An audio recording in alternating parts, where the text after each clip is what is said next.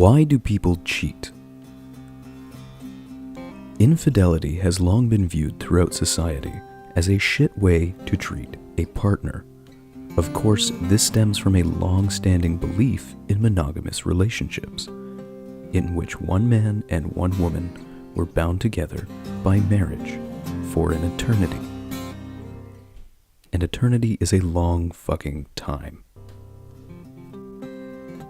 As society evolves its views and understandings of traditional marriage structures, it may be time to look at how monogamy, as a relationship structure, fits into the modern world. It may surprise people to know that monogamy has only existed for about 15,000 years. Contrast that to the modern human existence, which arose from Africa 200,000 years ago. And we can clearly see that monogamy has not been around that long. The question people seem to be asking today is, do we still need monogamy? And while we may interpret this as a question asked by sexual deviants simply looking to get their rocks off, it's still a fair question to pose. Theories suggest that monogamy developed in society for a few beneficial reasons. One of these reasons is the rise of paternal care. In a world without laws, where you are not but lion food, men would hunt, fight battles against other tribes, and bang away to their heart's content. The rise in paternal care comes from a dark consequence of this lifestyle. A woman who was nursing a baby was typically on the no touchy my muffy list. But if men were to get rid of the baby, they could gain a playmate. To avoid a rampage of infanticide, fathers would be forced to step in to ensure the survival of their offspring, which helped form the foundation of biparental care. This is one major piece of the puzzle in humans' evolution towards monogamy. The other major piece to consider is those three words drilled into the minds of sex ed students the world over: sexually transmitted disease. Mathematical models used to simulate disease spread through sexual contact find that in small bands of humans, a disease will actually die out quickly in the population. However, as the population increases, so does the prevalence of the disease.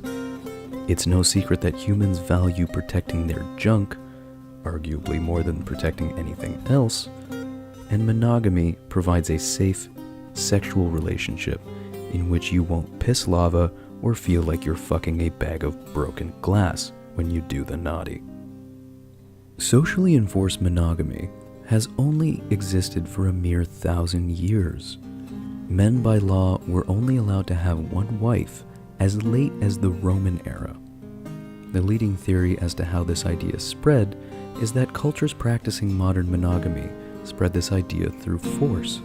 The Greeks and the Romans were undeniably good at conquering. With their heavy military investment as a culture, it makes it easy for them to enforce their marriage laws on cultures that didn't view sexual relationships the same as them. To recap, our timeline here is 1,000 years of a one husband, one wife policy, 14,000 years of bang who you want but be careful, and 185,000 years of rub and tug anybody you want ingrained into our evolutionary psyche. We can see today, as a consequence of modern marriage ideals evolving, that monogamy itself is starting to disintegrate. Men no longer engage in regular infanticide because there are plenty of sexual partners. Millions of potential sexual partners. Thanks, Tinder. Sexually transmitted disease, however, is still prevalent in society. That said, they can be treated and, more importantly, prevented through the practice of safe sex. With the two evolutionary pillars of monogamy collapsing due to the evolution of mankind, the "it's right because we told you so" pillar that still stands has become ever weaker under the crushing weight of nature itself. So why do people still cheat? because it's practically hardwired in the evolutionary mind to do so. Every act of monogamy, while beautifully poetic in its ideals of souls intertwined, is realistically a rebellion against nature itself.